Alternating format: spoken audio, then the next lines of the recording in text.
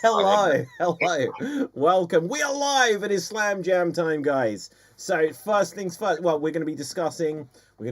Crown Jewel. SmackDown happened earlier. Took me by surprise. I wasn't ready for it. I haven't seen it yet, but I don't mind discussing all the spoilers. TNA battled NXT this week. AEW are battling for relevancy. No, I'm joking. I had to say it there.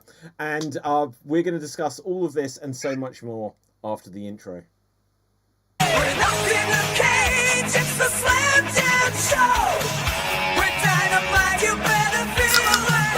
We're better than you, and you know it. Yeah. If you don't like it, we got two words for you. Slam Jam, Slam Jam. Feel the power, feel the roar. Slam Jam, it's the SmackDown you've been waiting. You can't see us, Chico, you'll be serving hot time. Ooh, yeah. Slam Jam, and that's the bottom line. Slam Jam, now it's a Slam Jam wrestling show. We're like for life, the girl is the big show. You got no chance with gorillas booking. That's the risk, that's the worst. If you spell what we're cooking, it's a Slam Jam wrestling show. The champion's here. Snap into a Slam Jam. The Slam Jam show. Yeah, yeah. Yeah. Oh, you didn't know. It's the Slam Jam show. Real glass, whooping ass. It's the Slam Jam at one. Show 'em you. Yeah. Okay, so yeah, we're here. So welcome to Slam Jam, one and all. I am David, but more importantly, we have Dave and Gav with us. Say hello to the people, Gav. Hi guys. I'll Okay, come back in a little while. Dave, say hello to the people.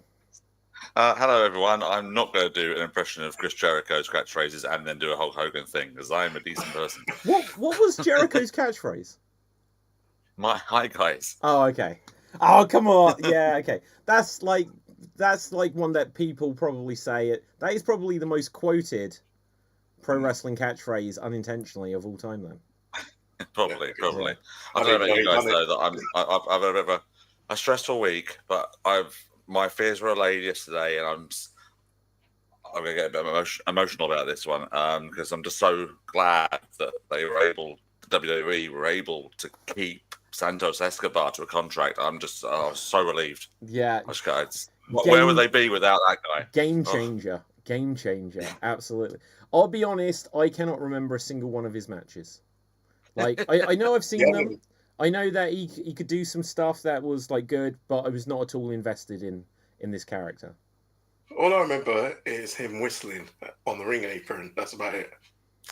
He does that. It's kind of good for him. I can't whistle like that anyway, so I'm not even gonna try. Yeah. But yeah. I don't know. That's all but yeah, there's been lots of memes and stuff saying about, he went to Dynamite, they introduced him to the Don Callis family, and he left. So I don't know. Like, good for him. He's got a contract. I don't know what they're going to do with him.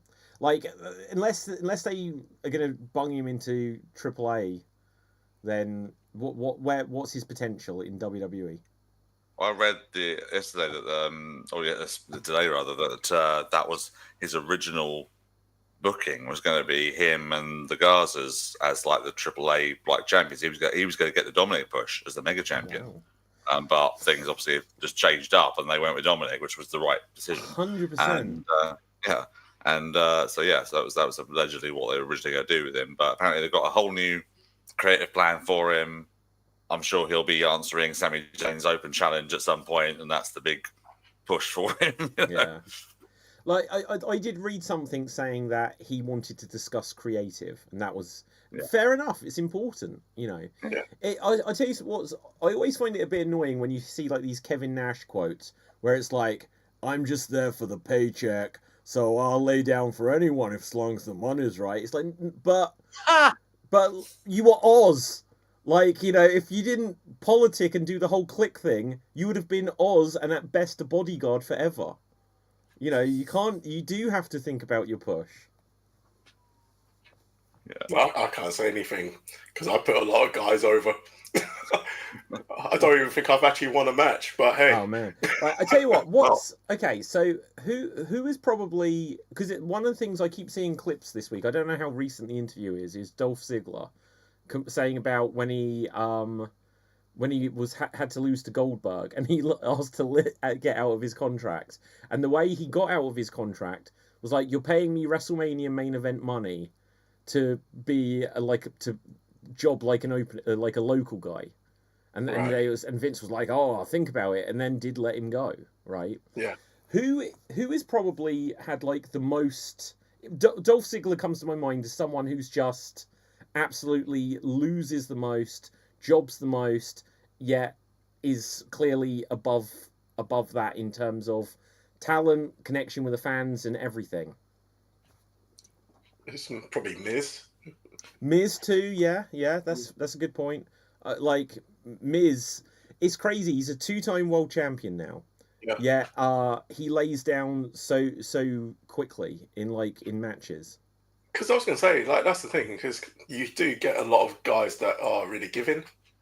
Because again, I'm going to break the fourth wall. It's not real. So it doesn't really matter. Look, it does. It does matter if you're winning. But I mean, the grand scheme of it is like just telling a story. So if it helps the story to, you know, I don't see. But again, then you got egos involved. And if I was in the ring, I'd be like, I'd be like Kurt Angle when he first got that phone call. He's like, I'm an Olympic gold medalist. I don't lose. Yeah. You know.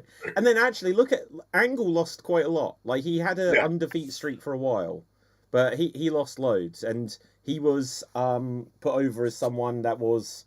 He played the fool, you know. He often got, as a heel, he'd get his comeuppance and all stuff like this, you know. So, right, but anyway, guys, what else? What, to quote Cody, what do you want to talk about? Oh, I was going to talk about, speaking of like stories about losing and everything like that. Did you see this story that was posted about Undertaker on his podcast? Stated quite clearly, absolutely objectively, that he never at any point had any influence on his wife Michelle McCool's booking or anything like that. But then Freddie Prinze Jr. came out with a story about how basically he had his whole angle planned for Michelle McCool to lose the Divas of Women's title at a Royal Rumble, and then that would be it for her, and they're going to WrestleMania where it's going to be like Beth Phoenix versus Karma or something like that. This is how far back it goes. And she apparently was very, very upset. And he admits that he probably should have run it by a little bit easier first to sort of like go in there, but sort of just like dropped it all on her. And then he got told later by Michael Hayes, your angle is gone. So what do you mean it's gone? Well, she talked to Taker talked to Vince, it's gone. Oh, wow. Well, see, this is the thing. Someone like Freddie Prinze Jr., but you don't know who a lot of these other writers that they just bring in is, who they are. But Freddie Prinze Jr., obviously, he'd got a profile as an actor, a Hollywood guy. So he is someone who we keep hearing from, even though he hasn't actually done that. You know, he wasn't in WWE that long and hasn't been, other than, do you remember, like, for the last 2 years, it's going to be Freddie Prinze Jr. is opening a wrestling promotion. Yeah, but, like, we hear a lot. And so he is in a position where he can just come out and say this stuff. And one, it will get heard. And two, he's got nothing to lose. So yeah, exactly. Dev is here. Hello, Dev. Hi. How you doing? So, fun fact, Dave Meakin is currently anti-programming us. Okay, like, no one who may potentially be watching or listening to this will know what that means, but good for Dave. Do check out his gaming channel, Dave MC, who does Geek Battle and stuff. Oh, right. Yeah, okay. But yeah, good. That was a fun wrestling facts there, Dev. Now, let's talk about, since you've got Invasion on the screen, but it was renamed to Showdown. Let's talk about NXT versus TNA this week. I've seen highlights. I didn't watch the whole thing. But for me, the Hardy Boys won the NXT tag team titles. Now, other than I blame Jeff for this. Jeff went to AEW, and then he carried over he pretended to be on drugs to get out of his WWE contract, like we spoke about a week ago.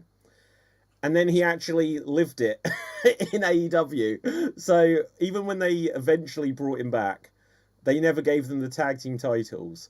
So they could have been the absolute closest to doing it all. And yeah. It's Jeff's fault. You're quite right. It is Jeff's fault. Yeah, and you believe this other fact as well. Obviously, with the Hardys now as the double champions, they're now defending both those titles against Team 3D at Bound for Glory. I know. So actually, check this out. I hope Team 3D win, because the Hardys have had the NXT tag titles now. The Dudleys haven't. So the Dudleys could get that, because unlike the Hardys, they had the ECW tag team titles. So it would just mean that if Bubba can convince Devon just to keep this going a little bit longer, and they finally go to AEW, they would be NWA, WCW, ECW, WWF, WWE, AEW, and NXT and TNA tag team champions. It would be any AEW. They've not done that yet. That's what I mean. That's if they win the NXT tag belts, then they just need to keep it going. I know, because Devon doesn't really. He's coming back for this, right? And so they should win this. And then I don't understand why it never worked out for Devon, for Bubba Ray. Why he never went to AEW? I just don't get why he didn't do it. I'll tell you why. Because he's a dickhead. Yeah, but he was always a dickhead. No, but I mean a legitimate dickhead. No, he always was.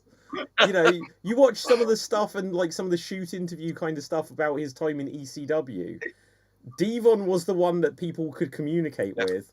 Bubba Ray was just, he would be throwing people into the crowd and stuff like this. So this is how much of a dickhead he is. There's a UK promotion called Revolution Pro Wrestling. They're very probably the biggest UK promotion at the moment. Andy's one, right? And and Andy Gordon's the promoter. And a number of years ago, they did a lot of work with Ring of Honor, and they had Ring of Honor did a UK tour at the time as well. So they had a show on the York Hall and Bethnal Green the day before Ring of Honor were going to do a show at York Hall, Bethnal Green. So they had a little bit of a cross promotion. So they had people like Dalton Castle and the Briscoes on this show as well. And Bully Ray was on it as well, because he was working for Ring of Honor at the time. He apparently was such a dick to work with that they did not include his match on the VOD. What? That's silly. So that's how much of a prick he apparently was. Wow.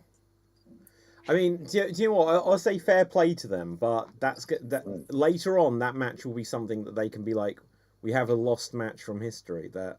Oh no, I was there for the show. Nobody wants to see it. I was there too. Nobody wants to see it.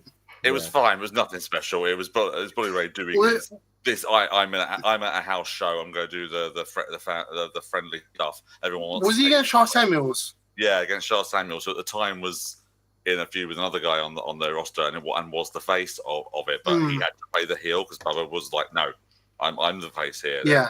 Me. Anyway. Yeah. Yeah.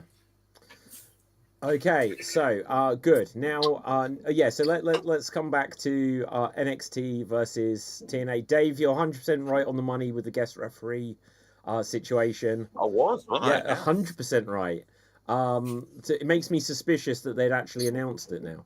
But because you guessed that Joe Hendry would be the men's special ref and Jordan Grace would be the women's special ref. Playing into the fact that obviously they are children from they are Romeo and Juliet splitting both sides of the equation. Families. Yeah.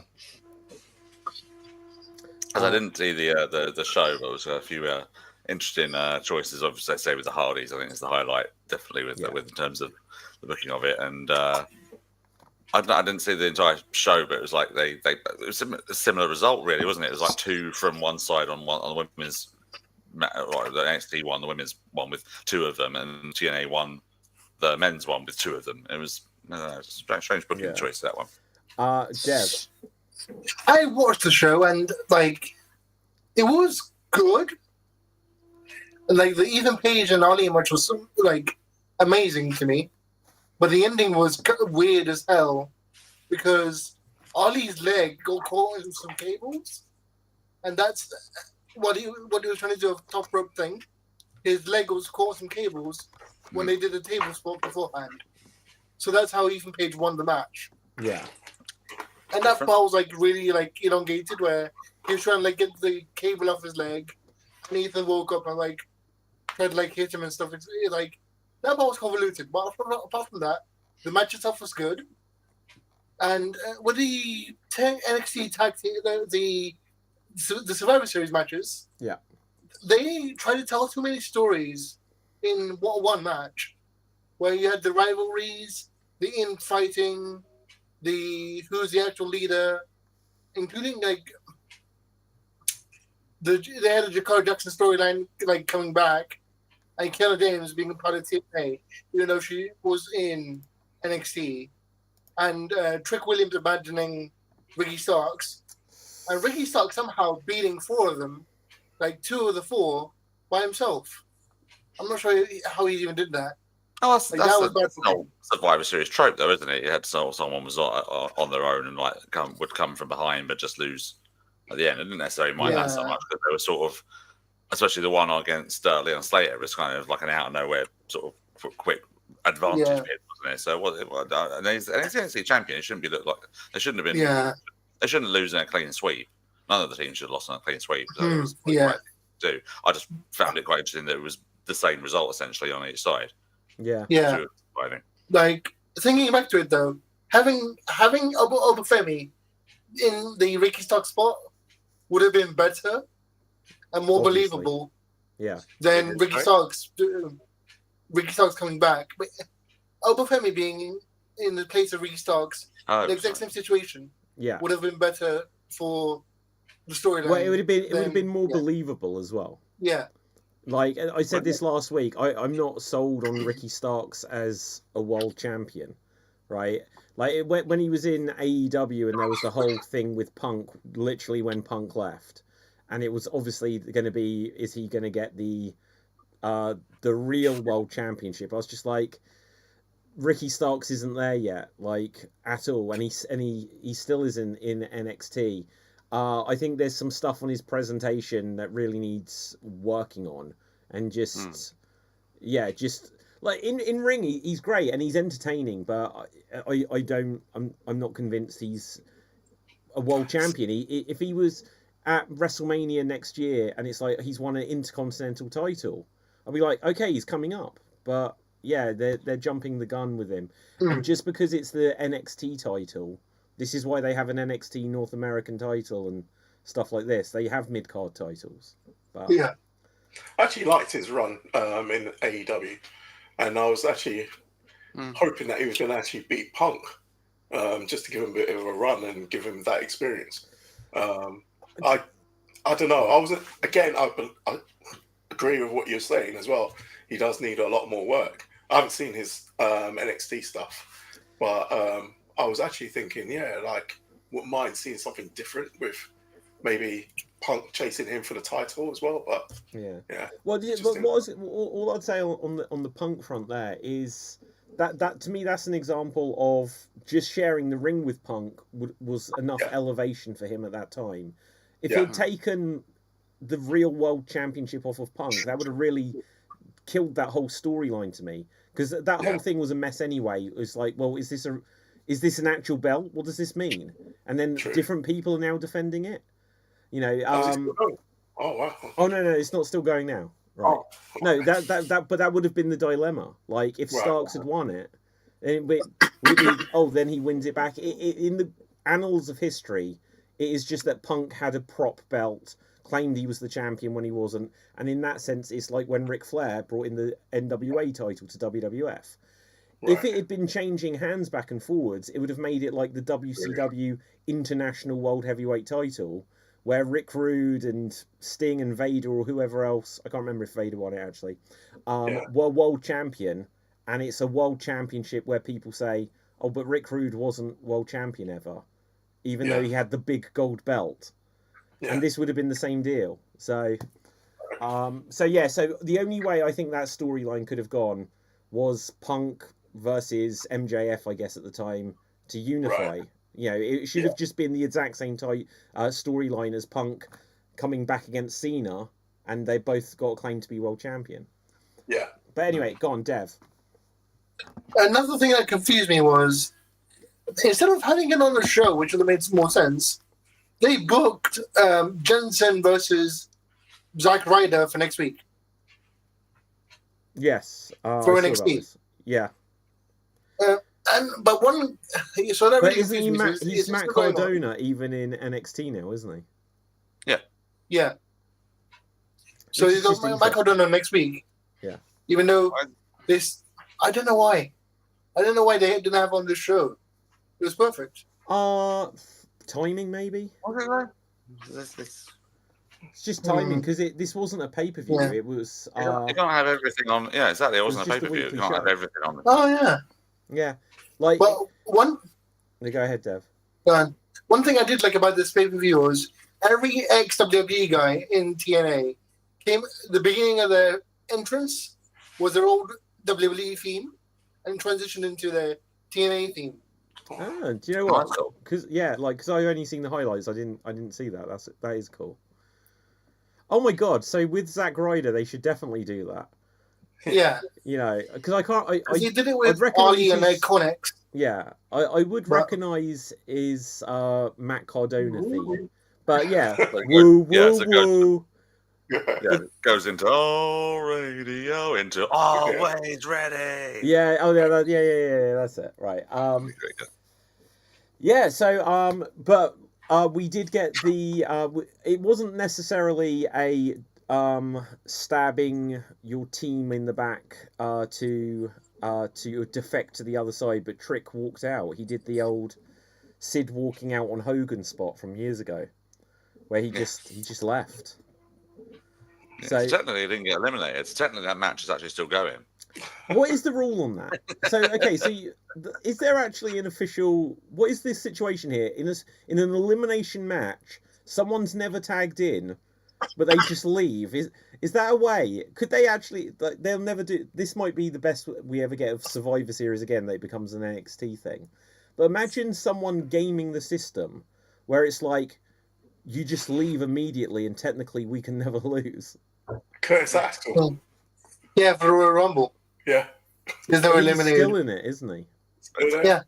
It might have been quite clever swerve, mightn't it? As if they'd done all that stuff with Rick Starks and then going in there, and then Trick Williams just runs back, knees both guys in the head, and eliminates the two of them. That would have been like a really cocky, like that would have been a really like big sort of cocky ending. I want it for Team NXT, and pisses both NXT and TNA off. Yeah. That might have been quite good. Now think about it, that might have been quite a good thing. And saying no, I didn't tag in. I'm still in this match.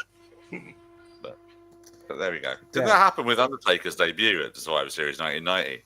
That he tagged out of the match, but then he decided to. But then Dusty Rhodes started beating up Brother Love in the aisle, and then he just went after Dusty Rhodes, and for some reason he got counted out. Yeah. Yeah. It was like he wasn't legal. Why did he get counted out? Oh, maybe that is the official ruling. It's like, if you leave the arena, we're going to count you out. You leave the ring apron, we're counting you out. Oh yeah, true. Dev. Weird. Something funny I also noticed is, you know how Survivor Series kind of adopted the War Games into their thing? Yeah. It feels like they gave NXT the team survival matches as a trade. Yeah, I don't like it. I didn't like when they brought back War Games that it was an NXT thing. I was like, this was too good. This was probably the best WCW concept that, you know, they didn't use for all those years that they could have. And then eventually they brought it over to WWE. But I also remember that WWE, one year, maybe about 2005 or 6 or something, so long ago, they just suddenly announced a November pay-per-view that wasn't Survivor Series. And because of backlash, not the pay-per-view, but because of fan backlash, they then did keep the Survivor Series. But they actually did try to get rid of it one year. Do you guys remember that? No. Yeah, really. they announced something like 2 or 3 months out, and it wasn't Survivor Series. And then there was a lot of hubbub about it, and then they just did a Survivor Series. And I just think that certainly from Vince, he was willing to throw it away there, but I don't think Triple H is invested in the Survivor Series concept either. And it's such a shame because the best one ever, in my opinion, I've said this before, was where they had whatever teams, and then at the end they had an Ultimate Survivor match. Yeah, And I like that. And then you had all the heels, and there was like 6 or 7 of them. And then you had Hogan, Warrior, and was it Tito? Yeah. Yeah, exactly. Yeah. And it's just like, so you got to see people twice. You had the story of, they're wrestling injured, and the numbers game is against us. It was the best thing. It's funny. But a realistic thing, sorry, Gab, but a realism sort of like situation, it's like, okay, well then you're basically saying, okay, well these guys are going to be on one team because they're goodies. These guys are on this time because they're baddies. Why isn't it like a proper match of survival and call it a battle royal and see who actually the ultimate survivor really is? No, and things like that. That would have been better. No, like because you have the teams, they form alliances, they make deals. Yeah. But then you could have like someone like Rick Martel be the actual slimiest guy and eliminating all his guys at the end or something like that. That could have been there. Look at me, like armchair booking from 35 years ago or something. But yeah, I liked it at the time because it was just sort of one of those weird things, and it is one of the funniest promos of all time in that one because I've got that Survivor Series on tape. And I remember the promo with Hulk Hogan, Ultimate Warrior, and Tito Santana in there. Tito gets like one little line in there saying yes, we are going to survive, and that's it. Hogan and Warrior to take over everything. Yeah. And Warrior has the funniest line where it's you're going to meet the combined powers of Warrior Wildness and Hulkamania and Arrivederci. Yeah. That's great. It's like one of these things is not like the other. Like, they may as well have put Tito in, like, a red shirt and called it Star Trek. And that's just, he's going to get killed off immediately. Oh, man. Okay, let's come on to Crown Jewel. Now, I haven't seen AEW stuff this week. Any particular AEW highlights before we come on to Crown Jewel? No, but there was some news at the tapings on Wednesday. Bushi's broken a femur in his leg. Again, another injury for Kota, which is femur. Is that like the really long bone? Yeah, the top. Yeah. He had a match with brutal. He had a match with Josh Alexander, and he slipped on the top rope and fell like really hard on the ground. That takes forever to heal as well. Yeah, and it's like the second or third major injury he had in the last couple of years and things like that. So ever since he had that injury against Okada in the G1, it took a long time coming back from that. Then he had a double foot injury, something in Noah a little while ago. And just come back from that recently. It's like he's only 42. Wow, and it's scary. He's had this many injuries. He's just come back. And every time he's come back, he's not been his former self. I actually think, having said that though, his most recent one's been more like his former self, but we've not seen enough of it, and it just seems that his body's just not willing to participate anymore. That's the thing. When you go over 40, that's it, kind of thing, and it's slower to actually heal. Yeah. So yeah. So it'll be interesting to see how they cover all that on the broadcast, because there was an angle where they brought Mark Davis back to Don Callis' family, who was Carl Fletcher's old Aussie Open tag partner, and there was an angle we're going to do with him and then Omega, and he comes out apparently. So that's going to be weird how they're going to. It's going to be interesting how they broadcast that if they do. But sadly, it's the tricks of the business, isn't it? Yeah. Interesting to say. Hopefully, speedy recovery. Yeah. Yeah. Brutal femur injury. Okay, let's come on to Crown Jewel. Sorry, Dave. Sorry, go ahead, Dave. This is sort of breaking news related to Crown Jewel, because they announced it there. AJ Styles is retiring next year. Yeah, just read that. He shouldn't do. They didn't actually announce that. Oh no. Yeah, they did. That's saying in the next year he's going to be on as well. Oh, do you know what I hope happens? I hope The Rock comes down, and after the match with Cena, and AJ is hugging him, and The Rock's just like this. We're not doing this shit again. Just literally. Imagine if there was your first opponent will be Randy Orton, and then everyone's like, "What are you doing?" All right. Why would I'm really disappointed in AJ. Don't. What? He's said himself. It's just his body. He's getting older. Yeah, he, he's getting doesn't old. want Yeah. he wants to have some sort of sustained life for after wrestling. And he's got his kids as well, hasn't he? So Yeah. Well, yeah. Okay. Look, I just don't like what I think I don't like about it is I don't like the idea that it's because of Cena. They said, oh, okay, I'm now going to announce I'm going to wrestle for the entire next year, and that's it. And they probably going to make it some AJ Styles retirement tour. You know, you don't every want year none or now, whatever. someone go to retirement. Yeah, exactly. So just do so, because look, even with Goldberg this year, you know, there was the little bit of like, well, wouldn't that be interesting if I did win the world title? So you're like, oh, so may it not be the retirement? And then obviously he had the match and he was like, I wasn't happy with that. So people are like, oh, so did he retire? So just the idea of doing a year retirement tour, he's going to replay the old hits. Imagine if they'd done that with Flair or with Shawn Michaels. Like you could have never have had the whole like your career is going to be over if you lose this match stakes. If they'd announced it a year before. Is Survivor Series, is Saturday night's main event going to be the retirement place now? Because you've had Goldberg do it now. Yeah. Cena's going to do it, and it's always against Gunther. Yeah. So yeah. Is that the way it's going to be? That's the rumor, isn't it? That it's going to be Gunther and Cena. Yeah. I hope not. Dev. I mean, I hate the fact that they had to have Cena's last match in Washington on Saturday's main event was because the city bid for it. Basically, the cities are bidding for Cena's last match. So whoever won the bid got the pay-per-view that was on their state, got the last match. Wow, that's crazy. I mean, it's an interesting thing as a proposition to that's fun. Like they say, oh, John Cena's last match, who wants it? And then there is a spectacle to bid up to. Yeah. TKO.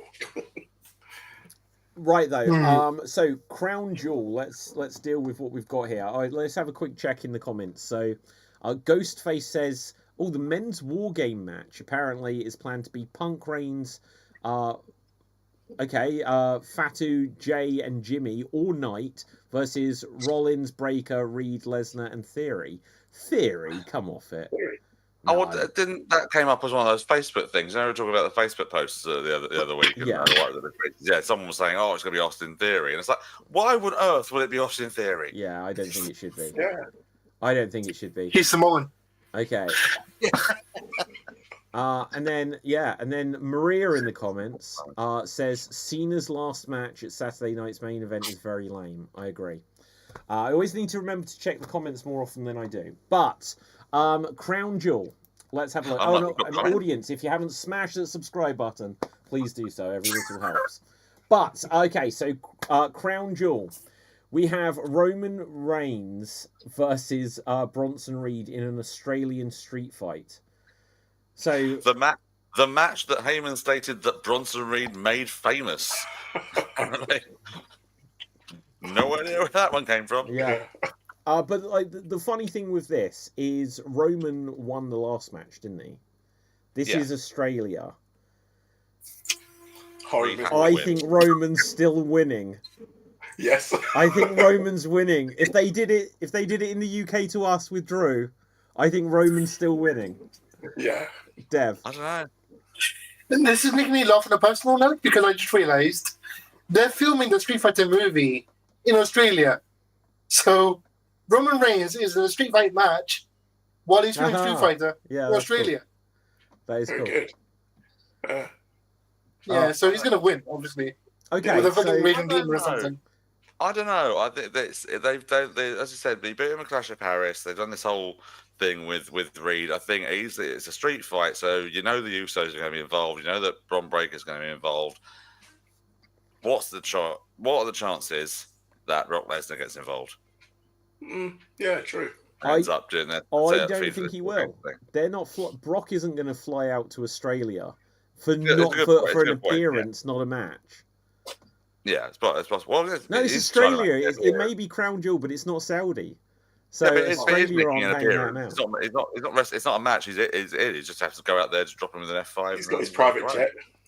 Easy. Yeah. Dev. And because it's Australia, SmackDown actually aired earlier today. So we know for a fact that the MTFs won't be involved in the street fight because they're busy with something else. What? During the SmackDown, they confronted the Wyatt Six. Yeah. So they're going to build a program on them. Oh, so God, I don't think they're going to really? be involved in this thing. Yeah. Yeah, they got I involved. know they did the bit with Shinsuke returning just as he used to be, rather than with no explanation. That was good. And then the family tree beat them both down, didn't they? I think that's all I read, but I didn't know they'd done anything with the Wyatts. Oh God, that's gonna be a fucking train wreck. You know, this morning. I think they're going to come and get involved with a lot of things now. That's going to be their thing. Yeah. With all the matches and Yeah. I don't know. We've said this before. I don't even think the Wyatt Six can be rehabilitated now into something meaningful.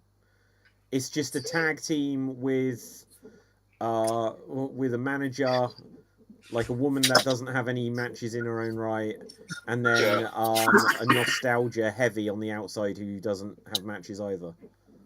I was going to say, it just made me, today, it just made me miss Bray and Brody more. Yeah. It's just what's it become? I think they should get rid of it now. Do you know, I think it probably can't be rehabilitated, but No. if they did something really good, really meaningful, as soon as they were doing this, I was like, oh my God, Uncle Howdy is going to be suddenly a main eventer. You know, we're going to see what he can really do. And obviously they had zero faith in him from the get-go of this. And it's like, well, you're there because it makes sense because of Bray. And that's the only right reason you're there. And you're here to continue to sell Bray Wyatt merchandise. That's all it is. But they could do something where... And literally, this is why Strowman should have been involved and Alexa Bliss should have been involved. Yeah. And then it would have all made sense. Yeah. Now, Bray may have said, oh, yeah, I want Dexter Lumis. So who says that, right? But, and Nikki Cross rather than Alexa Bliss. Nothing against Nikki Cross. But she had a career, and now she doesn't have a career. Now she is just playing the girl from the ring, and she doesn't do anything. But go on, Dev. See, they peaked way too fast at the very beginning. They debuted by shooting Chad Gable in the head. Well, yeah. I knew it was over from the next episode, though, where their target, we've come to take out Chad Gable, who was already a heel. Yeah. Nothing made sense about this. If they had done it like the Ministry, where every episode they kidnap, and for example, episode 1, they need to kidnap Nikki Cross, and then she comes up as Sister Abigail in the next episode, and then they kidnap Dexter Lumis, and he turns into one of the minions, and then they kidnap whoever else and turn him into the minions, like the Ministry and Mabel, like at the Royal Rumble. Yeah, I think they had to get away from the kidnapping side ever since Muhammad Hassan. Is it Muhammad Hassan? Well, they must have done a kidnapping angle in between. That's a name I wasn't expecting to hear in this program. They must have done a kidnapping angle since then. Yeah, Lumis kidnaps everyone, kidnaps someone. The Miz. Yeah. In fact, there was a funny scene where Karrion Kross and Scarlett were talking, and in the background you can see Miz getting kidnapped. Yeah. Okay, well, anyway, so far we've covered Roman versus Bronson. Next up we've got Rhea and Io versus Kabuki Warriors tag team match. This is low key becoming one of my favourite storylines. Is this sort of okay? But this sort of mental beat down of Kairi, and it's like, what's she going to do? Is she going to go full heel with Asuka, or is she going to at some point rebel? The thing is with that, right? I love this whole thing with Kyrie and Asuka. With Asuka keeps shouting for her. But the thing is, what I didn't get as well last week, Kyrie is like in between at the moment. Yeah. But she done that really dangerous move to the Alabama Slam to Io. Like, Yeah. if you're in between, you should be trying to kill her. It's a wrestling match. It's not known as a kill But it was move. against the ring apron. Like, Actually, I didn't know yes, it was. Oh, I see. Sorry. Yeah, And it's that just like, that actually looks really quite rough. yeah, it's just like, what are you doing? Like, that should be a spot where if you hating the person, shouldn't even actually be a spot. To be fair, Yeah, but that's a good point. Well, isn't it a very Yeah. similar spot which they say messed up Adam Cole? yeah, Yeah, I don't know. Yeah, I saw that and I was like, ugh. It's one of these things that you shouldn't really be doing. And they need to learn from the things that they shouldn't really be doing. Because, sorry, just to segue a moment. I think Stephanie McMahon had a podcast with Big E where he basically said, "Yeah, my career's." He now sees it as over, and it's like you need to learn from what you're doing on the outside of the ring in particular, because that's where a lot of these things seem to happen like this. Yeah. But yeah, okay. So who have we got? Well, it's Australia, right? Yeah. Like, if I'm saying that Bronson's going to lose, then Rhea has to win. Team Rio win, but I'm sure that Asuka and Kyrie will do something afterwards to keep the momentum going. Because it's probably going to be a one-on-one of some kind between Nia and Asuka at the next big I really want the Kabuki Warriors to win, but yeah, go on, Dev. I think the Blue Man Group's going to win, but I don't know if Buddy Murphy's Which one main roles or counts as not. the Blue Man Group? The ones that are blue or that make blue? The ones that are blue. Okay. Right. Next up, we have. what was that about Buddy Matthews? You're saying? I don't know if they're going to involve Buddy Matthews in it at all. Of course they're not. It's the AEW contract. isn't he? Is he? Yes. Yeah, he was in the House of Black, wasn't he? He's still in the I contract. thought he left. No. He's been injured since like February. Ah. No, it's Okay, but that doesn't mean anything in AEW. Like, a lot of people you see once every 9 months. It's like we were saying about Rio. Every single match she has, it's a return. You know? Yeah. Okay, next up, we have Stephanie Vicaire and Tiffany Stratton. Vicaire, I think is going to win this. And this is for the Crown Jewel Mega Championship. If ever a title needed to be called the Mega Championship, it was this. the Mega Championship, you're right? Yeah. Vicaire's winning. Vicaire's winning. Yeah. Is Booker going to be on commentary, though? I want Booker on commentary for that. Yeah, that'd be good. Yeah, I don't think he will be. I kind of really hate the fact that she's so over because of some pervy commentator loving a move of hers. She must love it. Like, she had the move. It got her over. Booker got her over. Yeah, 100%. That's what I mean. I kind of resent the fact that that's what got her over. It wasn't her incredible wrestling ability. It was. It's just like that. I just wonder, like, imagine like that where it became like the first night, like Charmel, like, hey, what is this? And then like the next week, she's like, Booker, you did it again. And now he's like, oh, but they tell me to. And then you just hear him, yeah. No, it's great. It's so good. Dev. By mentioning Charmel, you just reminded me of Kurt Angle talking about Charmel and like Whoa. that. No. Okay, I don't recall what you're talking about. Let's not go there. Let's not go there. But okay, David, you know exactly what it is. I genuinely don't remember. Really? No, I'll have to look this up. I genuinely have no recollection. Next up, we have Cody versus Seth for the Crown Jewel Mega Championship. As much as I hate to say it, Seth has to win it. Yep. True, actually. I think that's a good point. Go on, Gav. Yes, but what if he doesn't? because then that opens up a lot more. Because then you could play on that. Because then, say for instance, if Seth loses it, you see already the tension between Heyman, Seth already. Yeah. What if he then loses it, and then, like, again, there's certain things you can play into it.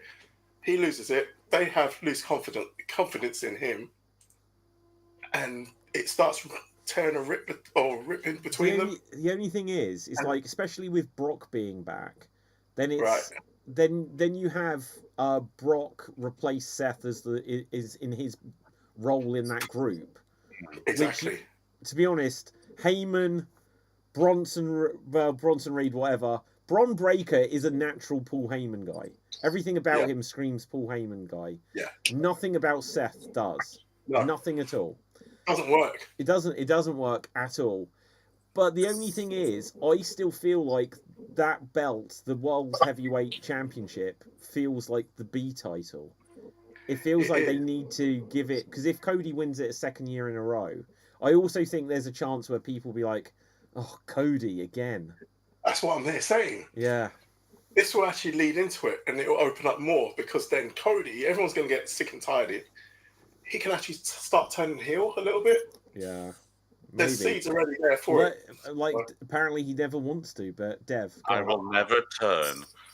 Yeah. So, like, it's been perfect because for the last few weeks, we've been building up a Seth Rollins mental breakdown because he's, like, afraid of losing, afraid of, like, not being able to live up to the thing. And if he loses and Brock takes his place, the faction can be his bros.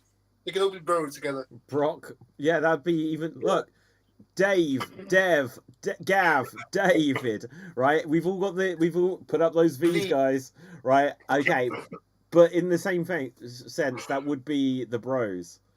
Brock, Bron. Is there another one? Shame Matt Riddle turned out to be who Matt Riddle is. Say.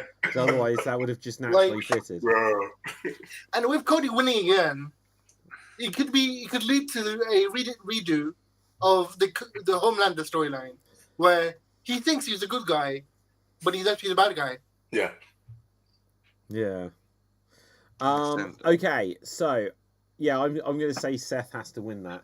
I'm going to say the only reason I say that is because that whole bit with Heyman telling him what would happen if he lost and all that stuff was included in its entirety in the Raw YouTube highlights. Because they don't usually do on those things. They just do match clips and have a couple of little clips here and there. But that entire segment was in there. And I thought, okay, that obviously is leading somewhere if they're including that entire bit. Yeah. Okay, and then what I hope will be the main event, because it shouldn't be Cody versus Seth. It will be. It shouldn't be, though. Like, and the reason why Cena is against AJ is because, it's the fans want it. So Cena, is this going to be? It's October, right? This is Cena's penultimate pay-per-view, I guess. Mm-hmm. He should main event it. I think they'll start it.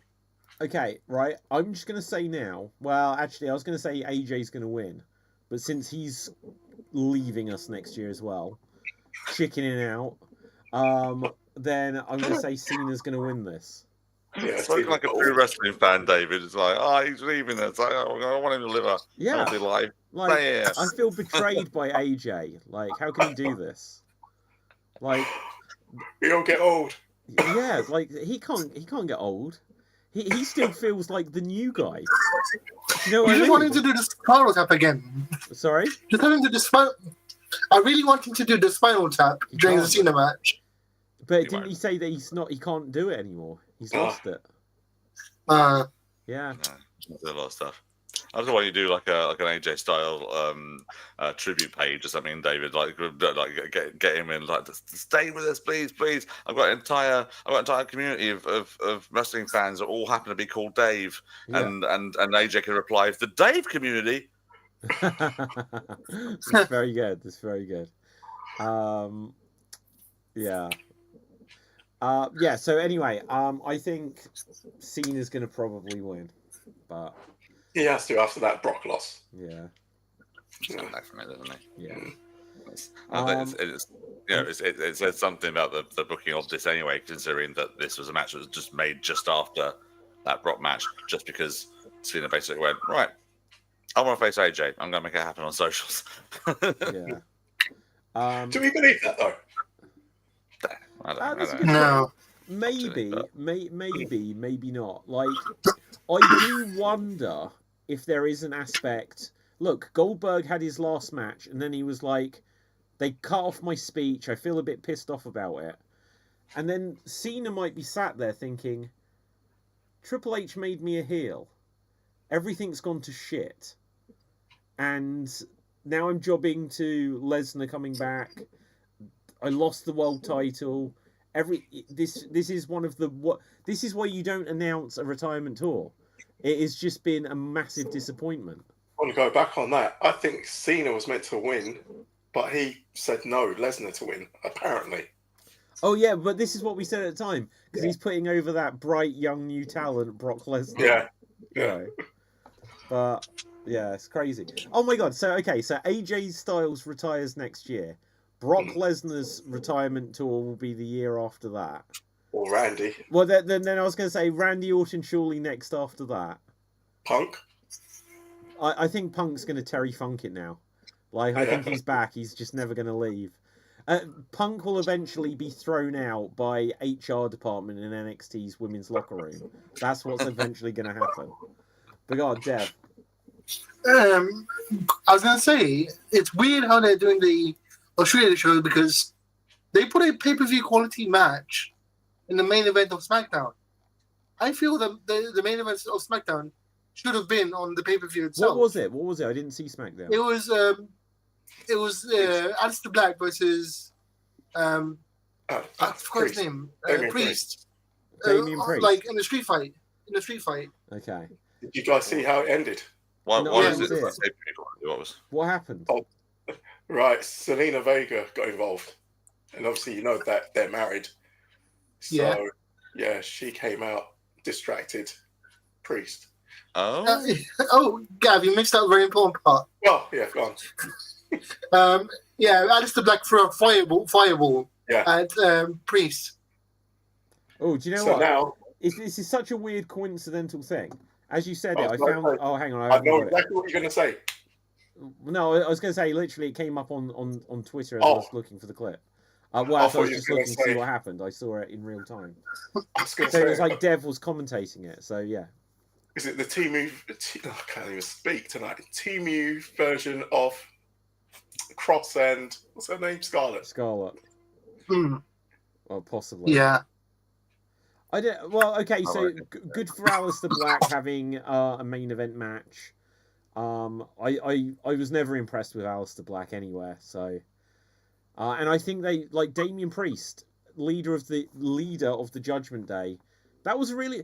Like, isn't it crazy that to feel the nostalgia for a year and a half ago when both Bloodline and Judgment Day were really hot and it just felt like everything in WWE was going right. And now Damien Priest effectively feels like a completely forgotten individual. Bloodline is on its the core phase of Nexus. But go on, Dev. I just remember how AEW accidentally completely derailed the Bloodline. The Judgment Day. How so? Because what AEW did it? Yeah, because Edge and Gangrel were supposed to beat Judgment Day and take over, because AEW used Gangrel the week before, WWE couldn't use him. Well, they didn't use him, right? Didn't use him. I didn't use him. No. Ed said in an interview. Oh my god! That they wanted to use Gangrel to help Edge beat the Judgment Day and take it back. You make it sound like it's a bad thing. I think the fact that they had Edge and Gangrel going to take over the Judgment Day would have been one of the worst decisions in the history of this company. That would have been terrible. Look at the nostalgia for the Brood. Gangrel is 2025 Gangrel does not work. No. But Edge, look, think about it this way: Edge, Gangrel, and like pretty deadly as a new Brood. Sorry.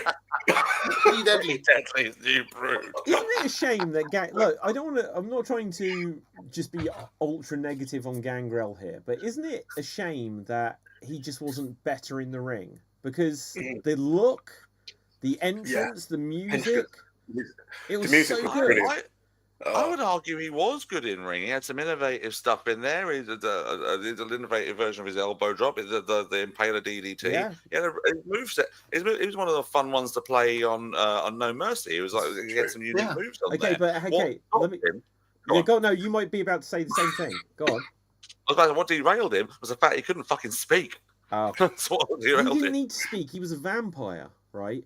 But have you not seen the very first SmackDown where the first time that the Brood speak? Yeah. No. This was on.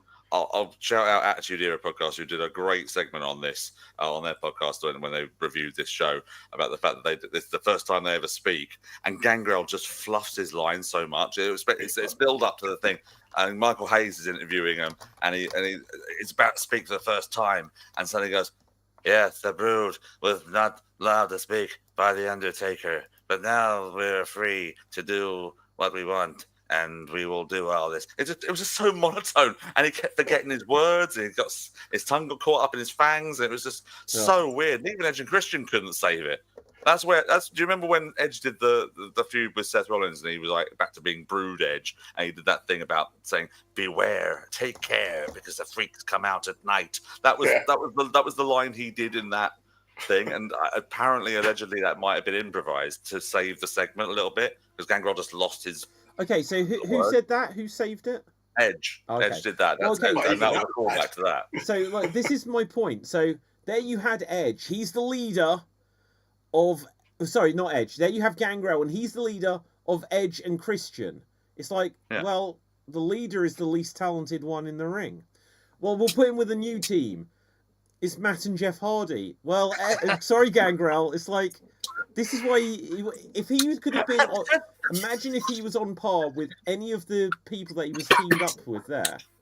And then I'm sorry, Dave, I'm going to do it in a sec, but then when he became Matt and Jeff's new Brood manager, they then went into a feud with Edge and Christian to win the managerial services of Terry, which the Hardys won. So essentially, and Gangrel was right there with them, going, "Yeah, let's get this, win that match, guys. Let's do this." It's not one point is he going, "Hold on, but you're wrestling to get a new manager? What?" Yeah. Hello. Exactly. Exactly. Oh, what a shame. Right, Dev, I'll come to you, but then we need to wrap up the show for Geek Battle. I still say they should have dubbed Gangrel with Shane like they did with Kentai. They should have just dubbed Gangrel's all of his lines dubbed by Shane like Kentai. Indeed.